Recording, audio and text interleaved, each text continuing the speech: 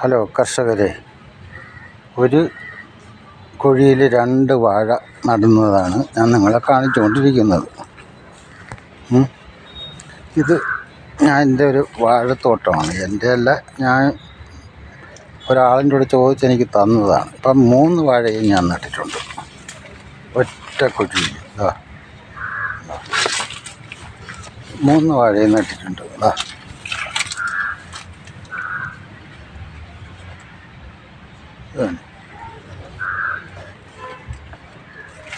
ഇത് 3 വാഴ 2 വാഴ ഇങ്ങനെ നട്ടിട്ടുണ്ട്. അതിന് ഇത് ചെയ്യാനുണ്ടായ ഒരു കാരണമെന്ന് പറയുന്നത്,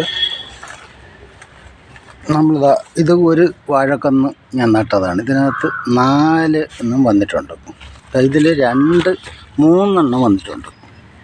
ഇതുപോലെ പലതിലും ഇങ്ങനെയാണ് സംഭവിച്ചിരിക്കുന്നത്. ഈ വാഴത്തോട്ടങ്ങളിൽ ഇതിലെല്ലാം 3 എണ്ണം വന്നിട്ടുണ്ട്. 3 എണ്ണമാണ് നിൽക്കുന്നത്. ഒന്നിനെ ഞാൻ ചവിട്ടി കളയുന്നില്ല. അപ്പം ഞാൻ നിങ്ങളുടെ പ്രത്യേകമായിട്ട് പറയുന്നത്, നമ്മൾ ഒരു കുഴിയിൽ 2 വാഴ നടണം.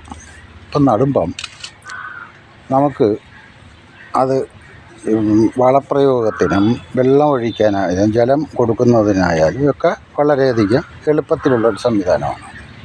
കാരണം കുറച്ച് സ്ഥലത്ത് കൂടുതൽ വാഴകൾ നമുക്ക് നടാൻ പറ്റും. അതിനുവേണ്ടിയാണ് ഞാൻ ഇങ്ങനെ ചെയ്തിരിക്കുന്നത്. അതുകൊണ്ട് ഇപ്പം ഞാൻ നിങ്ങൾ പ്രത്യേകമായിട്ട് പറയാനുള്ളൊരു കാരണം എന്ന് പറയുന്നത്, ഇത് ഞാൻ ഈ വാഴയുടെ ഇടവിളയായി നെൽകൃഷി ചെയ്തിട്ടുണ്ട്. നെൽകൃഷി എന്ന് പറയുന്നത് അങ്ങനെ ചെയ്തിട്ടുണ്ട്. ഇത് ഇടവിളയായിട്ട് ചെയ്തിരിക്കണം. അപ്പുറം വാഴയാണ്. ഇവിടെ അപ്പുറത്തും ഇപ്പുറത്തും വാഴയാണ്. ഇതിൻ്റെ ഇടയ്ക്കുള്ള സ്ഥലത്താണ് ഈ കൃഷി ചെയ്തിരിക്കുന്നത്.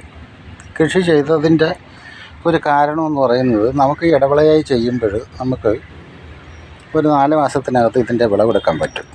ഇനി ഞാൻ മുൻപുള്ള വീഡിയോകളിൽ പറഞ്ഞിരുന്നു, എലി ശല്യത്തിനെ പരിഹരിക്കാൻ വേണ്ടിയിട്ട് നമുക്ക് ഒരു മാർഗം കണ്ടെത്താവുന്നു. അപ്പോൾ ആ മാർഗമാണ് ഇതേപോലെയുള്ള ഈ മടലുകൾ നമ്മളിങ്ങനെ വയ്ക്കണം. വയ്ക്കുമ്പോൾ ഈ മടലിങ്ങനെ നിർത്തിയിരിക്കുന്നത് നമ്മളൊരു പ്രത്യേക ഉദ്ദേശത്തിലാണ്. കാരണം ഞാൻ ഈ വിത്ത് ഇവിടെ നമ്മൾ ഇട്ടപ്പോൾ, വിത്ത് വിതറിയപ്പോൾ എലി വന്നിട്ട് ഇത്രയും ഭാഗത്തെ വിത്തുകൾ എല്ലാം എലി പറക്കി കൊണ്ടുപോയി. അപ്പോൾ എലി പറക്കിക്കൊണ്ട് പോയപ്പോൾ ഞാൻ അതിനൊരു മാർഗം എന്നുള്ള നിലയിൽ മുമ്പൊരു വീഡിയോയിൽ ഞാൻ പറഞ്ഞിരുന്നു, നമുക്ക് വേറെ ശല്യമൊന്നുമില്ലാത്ത ഒരു പ്രവൃത്തി നമുക്കുണ്ടെന്ന്. അപ്പം ഈ മടലുകൾ കൊണ്ടുവന്ന് ഞാനിങ്ങനെ നാട്ടി വച്ചപ്പോൾ രാത്രി കാലങ്ങളിൽ മൂങ്ങ വന്നിട്ട് ഈ മടലുകളിൽ ഇവിടെ ഇങ്ങനെ ഇരിക്കും.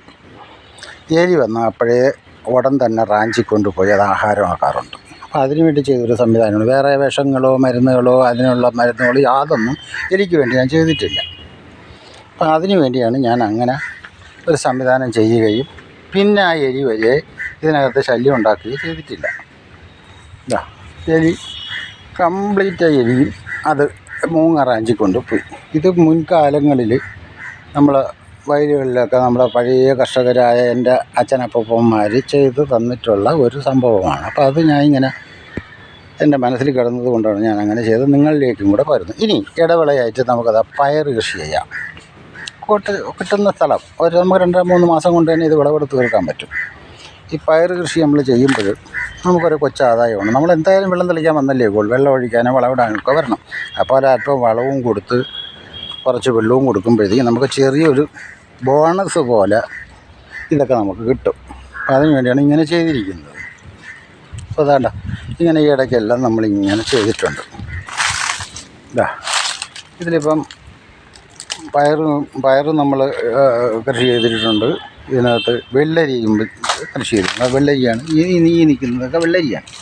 അപ്പോൾ ഇതിന് പടരാനുള്ള ഒരു സംവിധാനം നമ്മളിതുപോലെ ഈ പുതപ്പ് നമ്മൾ കൊടുക്കണം. അതുപോലെ എന്തെങ്കിലും വെട്ടിയിട്ട് കൊടുക്കുമ്പം അതിന് പടർന്ന് പോകാൻ പറ്റും. അപ്പോൾ അത് ആ ഒരു സംവിധാനമൊക്കെയാണ് നമ്മൾ ഈ ചെയ്തിരിക്കുന്നത്. അപ്പോൾ ഈ വാഴയിൽ തന്നെ 4 വിത്തോളം ഇതിനകത്ത് വന്നിട്ടുണ്ട്. 4 വിത്തോളം ഇതിനകത്ത് വന്നിട്ടുണ്ട്. 4 നിർത്തി പരിപാലിക്കുന്നുണ്ട്. കാരണം ഒന്ന് പോയാൽ ഒന്ന് നമുക്ക് കിട്ടും. മാത്രമല്ല ഇല വെട്ടിക്കൊടുത്താൽ നമുക്ക് ഒരു ഇലയ്ക്ക് 10 രൂപ വില കിട്ടും.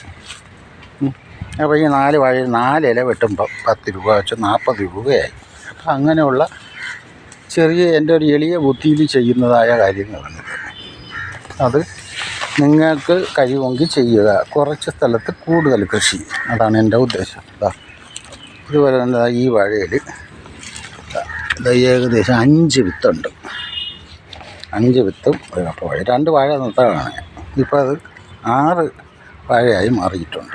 ഇതാണ് എൻ്റെ ഒരു ഉദ്ദേശം, സംവിധാനങ്ങൾ. അപ്പോൾ ഈ കൃഷി എന്ന് പറയുന്നത് നമ്മൾ ശ്രദ്ധാപൂർവം ചെയ്താൽ ഒന്നിലല്ലെങ്കിൽ മറ്റൊന്ന് ഇലയെങ്കിലും കൊടുത്ത് നമുക്കത് ചെയ്തെടുക്കാൻ പറ്റും. അതിനു വേണ്ടിയാണ് ഞാൻ ഈ വീഡിയോ നിങ്ങളിലേക്ക് പകരുന്നത്.